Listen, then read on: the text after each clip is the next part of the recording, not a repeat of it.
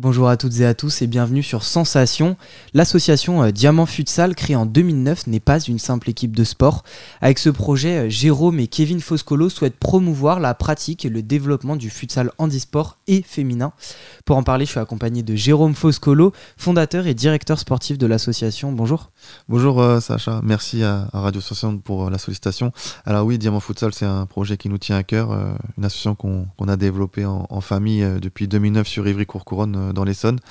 Et on a tout de suite eu la volonté justement de permettre aux personnes en situation de handicap ou aux personnes, on va dire, qui ont moins la possibilité de pratiquer, notamment les filles aussi, de pouvoir justement se donner à leur passion du football. Et c'est beaucoup plus simple en salle avec une équipe de 5 joueurs ou 5 joueuses. Alors, tout d'abord, avant tout ça, ce club, il a une histoire particulière. Est-ce que vous pouvez nous l'expliquer ? Oui, c'est sûr qu'on n'était pas prédestiné forcément à être à la tête d'une association sportive.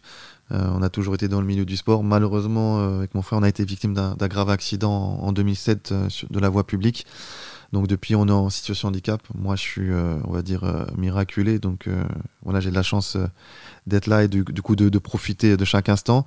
Et il y a eu cette volonté justement de rester dans le milieu du sport, pas se laisser abattre, je dirais, par le destin. Et voilà, on a fait surtout des choses qui ont du sens pour nous et qui nous faisaient du bien.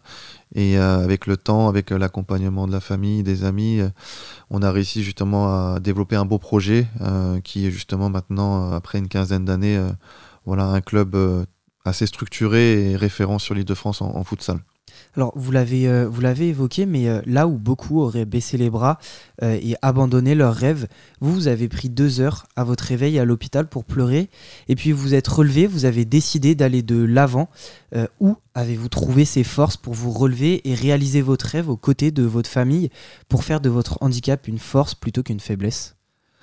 Alors déjà, c'est vrai que moi je suis quelqu'un qui est assez exigeant envers moi-même et très compétiteur, donc voilà, à partir du moment où j'avais la chance d'être en vie, voilà, c'était soit je prenais la bonne direction ou la mauvaise. Alors il y a des hauts et des bas comme tout le monde au quotidien, mais du coup voilà, ça a été la fin du monde pendant 2 heures où je comprenais pas pourquoi c'était moi, qu'est-ce qui s'était passé.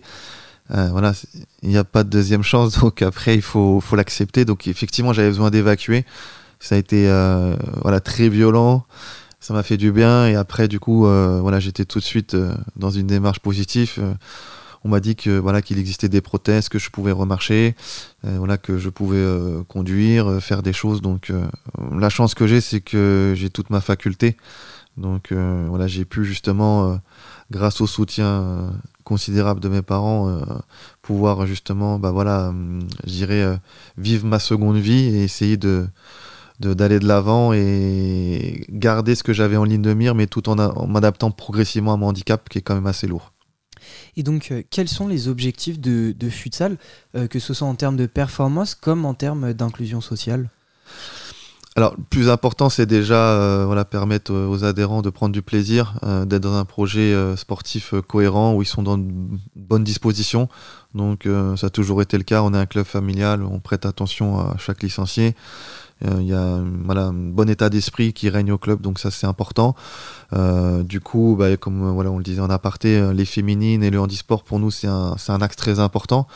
Le handisport, pourquoi ? Pas parce que nous on s'est retrouvés en situation de handicap, donc on s'est ouvert aussi à ce milieu-là, et ça avait du sens pour nous de pouvoir justement permettre aux personnes en situation de handicap de pouvoir faire du sport.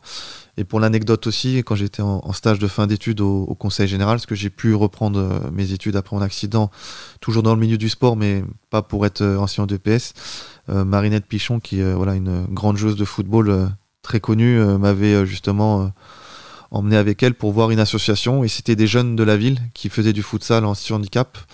Et tout de suite ça a fait tilt. Je me suis dit voilà, il faut qu'on fasse ça au niveau des adultes et qu'il y ait une continuité aussi pour ces jeunes-là arrivés à l'âge adulte. Et du coup voilà, on a voulu développer cet axe-là. Et au niveau des féminines aussi, parce que voilà, pour nous en fait tout le monde doit être sur le même pied d'égalité, donc valide comme en handicap et garçon comme fille. Et comme aussi j'ai pu commencer à entraîner à l'université d'Evry, J'ai aussi été à la tête d'équipe féminine avec mon frère et il y avait aussi une volonté de ces joueuses-là de pouvoir pratiquer le futsal en fédéral, c'est-à-dire en club. Parce qu'à l'université c'est plus ponctuel et ça s'est fait à peu près naturellement. Donc on a créé le club en 2009. Au début il n'y avait qu'une équipe garçon et après 2 années on a pu mettre en place une équipe handisport et une équipe féminine. Et donc justement, vous l'avez dit, il n'y a pas que des personnes en situation de handicap dans ce club. Vous promouvez forcément le futsal handisport, mais est-ce que vous avez plusieurs équipes ou alors les joueurs valides et les joueurs handicapés jouent-ils ensemble? Comment est-ce que ça se passe? Alors c'est une très bonne question, et puis pour reprendre aussi celle auparavant, alors effectivement il y a un axe compétition, c'est-à-dire que nous, peu importe les équipes, l'objectif numéro 1 c'est qu'ils prennent du plaisir et qu'on arrive justement nous, avec notre expérience et notre expertise, leur permettre de évoluer en termes de niveau de jeu en futsal. Mais après on est des compétiteurs, donc on n'a pas de limite, on essaye d'aller le plus loin possible. Voilà. Et donc en fait au niveau des garçons et des filles, donc ça c'est séparé. Il y a une équipe féminine qui joue entre filles, une équipe garçon qui joue entre garçons. Et pareil au niveau du handisport, c'est-à-dire que nous on est affilié à la Fédération française handisport et on a une équipe avec des personnes en situation de handicap qui évoluent ensemble. Au début, c'était pas évident parce qu'il fallait avoir assez de joueurs et donc il y avait des fois quelques mélanges sur des séances d'entraînement pour assurer justement la mise en route de cette équipe, de cette section. Cependant, nos différents adhérents jouent ensemble dans l'année 1 à 2 fois. Donc on fait ce qu'on appelle un tournoi mixte handi-valide où là on regroupe tous les licenciés du club, valides comme en handicap, filles comme garçons, et on fait un petit tournoi où ils se mélangent, donc c'est très agréable pour eux. Et eux, ce qui leur plaît aussi, c'est de pouvoir justement côtoyer des personnes valides qui suivent à l'année, parce que voilà, on est un club on va dire où il y a une belle visibilité et en parallèle voilà, c'est pas une équipe handisport qui est dans un club que handisport et je dirais qui est un petit peu caché, bien au contraire. Voilà, ils font partie à part entière du Diamant Futsal et du coup ça se développe bien comme ça et c'est un vrai plaisir en tout cas de pouvoir accompagner ces licenciés-là. Alors vous l'avez évoqué tout à l'heure, mais vous aviez des rêves de futsal, de victoire. Pourquoi avoir voulu intégrer cette dimension de mixité au sein du club, de votre association et pas seulement se concentrer sur les performances? Alors on essaie de se concentrer sur les deux, mais le plus important c'est effectivement le développement du projet autour de ces personnes-là, parce qu'en fait déjà c'est difficile en fait d'être exclu ou de ne pas avoir des possibilités de faire du sport. Donc nous avec le malheur qu'on a eu, ça nous a été tout de suite indispensable en fait de faire un club ouvert à tous. Voilà, on voulait pas être uniquement sur une équipe compétitive garçon. Donc ça a été le cas au début parce que effectivement on a créé une équipe avec pas mal d'amis avec qui on jouait ou des étudiants qui étaient champions de France universitaires et qui avaient une réelle ambition de pouvoir se développer en tant que joueur dans le futsal. Donc on a commencé avec une équipe départementale qui est montée par la suite. Mais parce que déjà il y a une demande, il y a une vraie nécessité. Et voilà, pour nous, on ne souhaitait pas faire une équipe uniquement garçon, comme c'est un peu dans certaines associations, parce que c'est la facilité aussi.